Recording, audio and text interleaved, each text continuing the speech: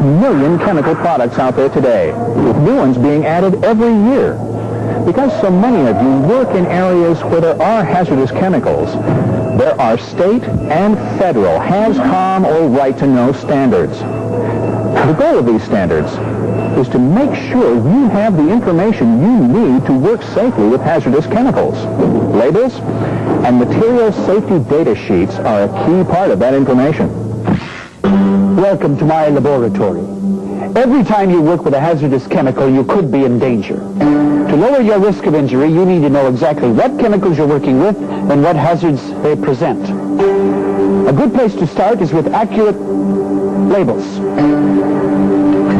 Correct labels can make the difference by helping you work safely. Hazardous chemicals in the workplace must be labeled, so you'll know exactly what you're dealing with. Reading these labels is a quick, easy way to get information about the chemicals around you. Labels should have at least 3 pieces of information: the name of the chemical in the container, the name and address of the manufacturer or other responsible party, and what hazard the chemical presents. You'll need to find the name of the chemical if you want more information on how it can be correctly handled. And if there's a spill or exposure, it may be up to you to tell firefighters or medical personnel the name of the chemical involved. The name and address of the manufacturer is also useful for getting additional or updated information about the chemical. The specific hazards associated with a chemical can be expressed with words, symbols, or pictures on the label. Sometimes charts like this are used on labels. The blue line tells you how serious a health hazard the chemical is. The red tells you how flammable the chemical is or how easily it will catch fire, and yellow is for reactivity. A chemical which is highly reactive is explosive. Some chemicals are only reactive if heated, exposed to water, or mixed with other chemicals. On a chart like this, the higher the number, the more hazardous the material. Some of the more common labels used include warnings for flammable chemicals, poisons, and explosives. Corrosive materials can eat away human skin or severely corrode steel. Oxidizers, or any materials with the oxidizer symbol, can make other materials more flammable, stimulating a fire or explosion. Oxidizers may be explosively sensitive to heat.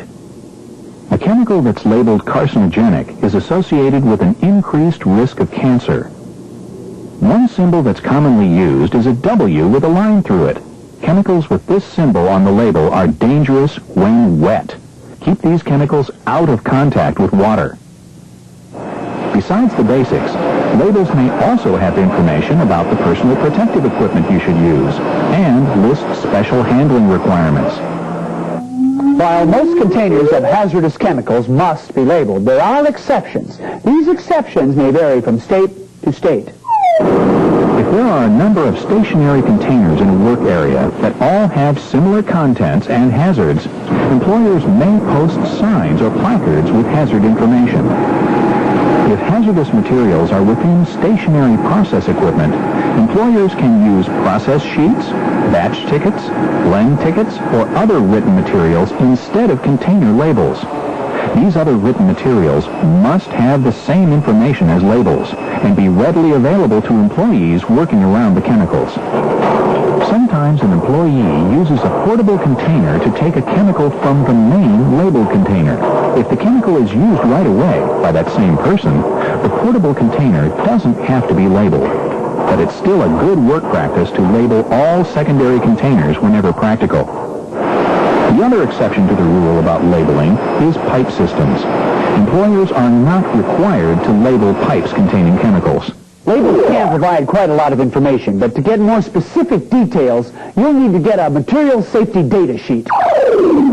There should be a material safety data sheet, or MSDS, for every hazardous chemical in your workplace. MSDSs summarize key health and safety information about chemicals. They're kept on file, in notebooks, or on computer, where they're available to you. You should know exactly where to find an MSDS and how to use it. Though the specific format varies, MSDSs are broken down into sections. Each section gives different information. Some of these sections are highly technical and not very useful to most workers. But don't be discouraged reading through all this jargon. There's some information you can use in the MSDS. One section of an MSDS includes the name of the chemical and the manufacturer or supplier's name. Another section lists the hazardous ingredients by name. There's a section that describes what the substance looks like and what odor it gives off. If the substance changes appearance or doesn't match the description on the MSDS, don't use it. One section has information about the dangers of fire and explosion with the chemical, and what firefighting methods should be used if a fire does start. There's a section about reactivity, which will tell you if there are conditions you should avoid when using the chemical. For example, you may need to avoid mixing it with water or other chemicals. There's a toxicological section that describes the health hazards of being overexposed. There's a section with information about personal protective equipment that's required, along with any other special handling information. And somewhere in the document, not always in a separate section, is information about emergency first aid procedures to follow if you or a co-worker is exposed. There may be additional information, including proper disposal, transport, and regulatory information. MSDS can be confusing, but it's very important that you know how to handle the chemicals correctly. If there's information you can't find, that's missing, or that's confusing, ask questions. Don't work with chemicals that you're not familiar with.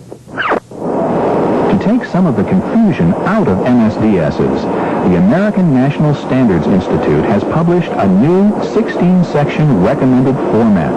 This format would put the information you're most likely to need at the front of the MSDS. This format is not mandatory, and it will take a while for chemical manufacturers to change over to the new format. In the meantime, every MSDS you look at may be different. So, why should you take the time to really read over labels in MSDS? Because it's the safe thing to do. The labels that you look at every time you pick up a chemical are reminders. Make it automatic that when you work with a container that says flammable, look around for sparks, electrical sources, or other fire hazards. If you work with corrosives or toxics, use the right personal protective equipment. Use the labels to help keep you on your toes. There are an estimated 500,000 existing chemical products, with new ones popping up all the time. Labels and MSDSs can go a long ways towards helping you understand the chemicals you work with. Used right, they can minimize the risk you take in working with chemicals.